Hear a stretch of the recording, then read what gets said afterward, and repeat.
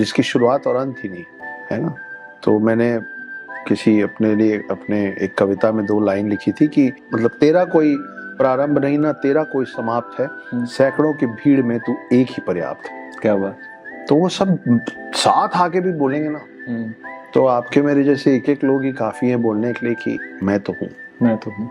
दूसरा सर, जैसे आपने धर्म की बात की, तो हमारे हिंदू धर्म को तो जैसे माइथोलॉजी का ठप्पा लगा दिया गया है, तो ह्यूमन इवोल्यूशन का साइंस के पास एक अलग दर्शाने का रूप है कि हम इंसान कैसे यहाँ तक पहुँचे हैं।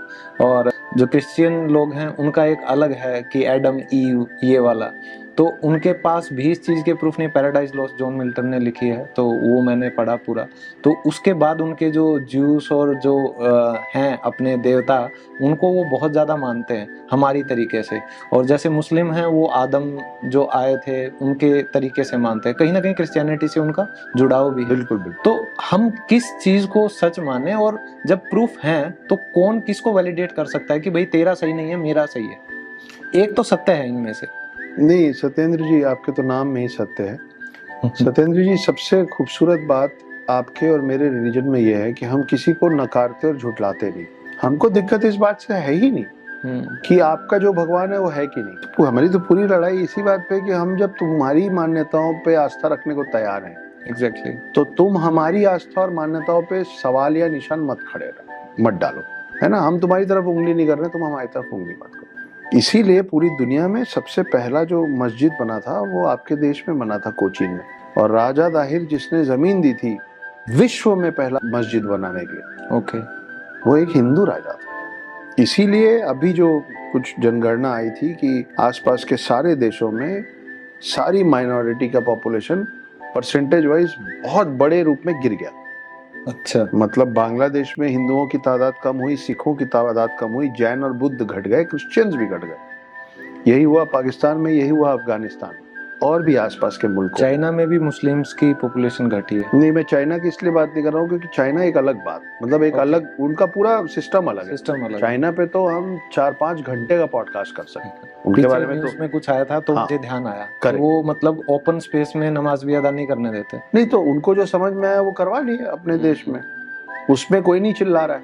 हाँ जी, है ना। तो कुल मिला के मैं ये बोलने की कोशिश कर रहा हूँ कि आपके आसपास के सारे देशों में जिनको माइनॉरिटी बोला गया, वहां मुस्लिम आबादी ज्यादा है तो माइनॉरिटी आप हैं, उनकी तादाद बहुत तेजी से गिरी।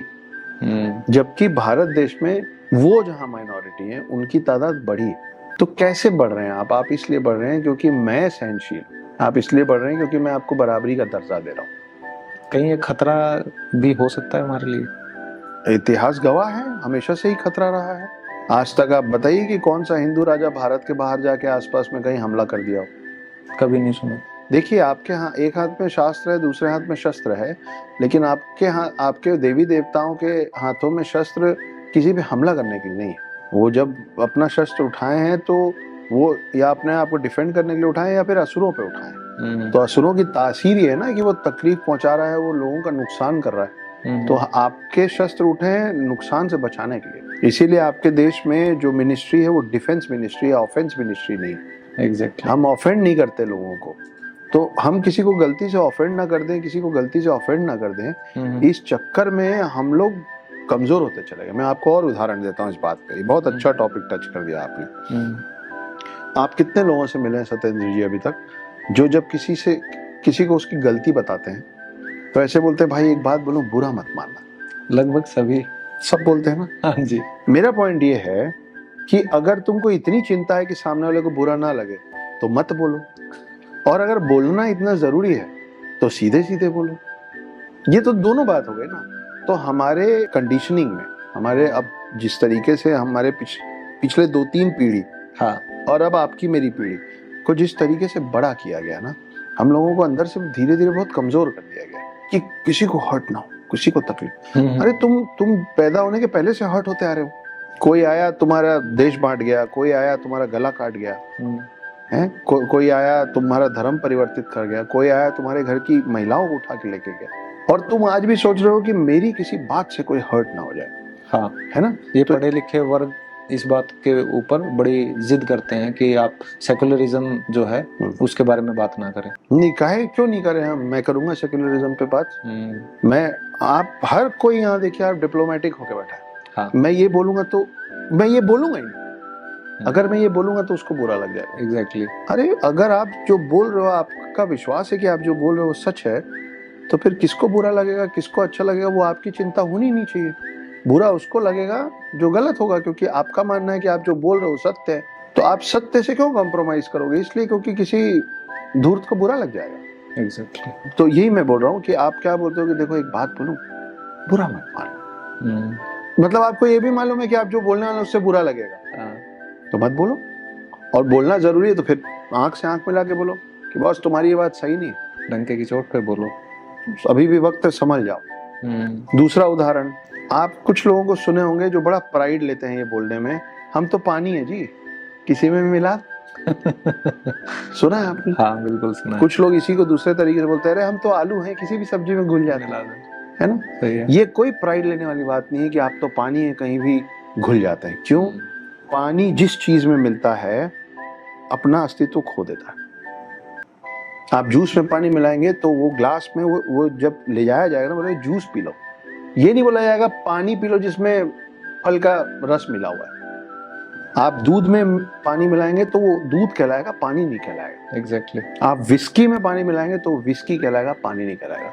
इनफैक्ट पानी को जब आप जमा देते हैं ना, तो भी पानी को पानी बोलना छोड़ देते हैं, बर्फ बोलने लग जाते हैं आप। बहुत गहरी बात है। तो आप अपना अस्तित्व खोने के लिए इतने उतारू हैं कि मैं इससे भी मिल लूं, मैं उससे भी मिल लूं, मैं उसका भी हो जाऊं, मैं उसका। क्यों होना है आपको किसी का? आपके पास क्या चीज की कमी है? आपके पास आपके भगवानों की कमी है, आपके ग्रंथों की कमी है। लोगों के पास ग्रंथों के नाम पे एक एक किताब है, आपके पास पूरी लाइब्रेरी पड़ी है। कौन सी किताब नहीं है आपके पास?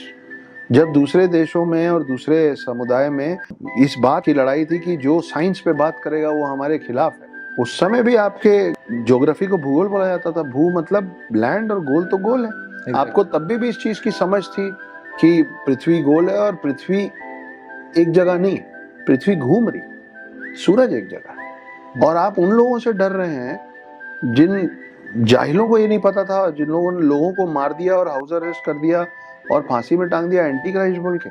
एग्जैक्टली।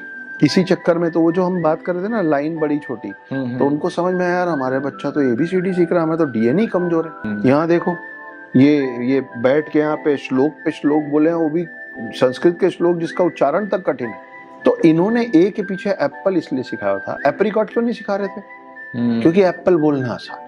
B फॉर बॉल सिखा रहे थे। ब्यूरोक्रेट क्यों नहीं सिखा रहे थे?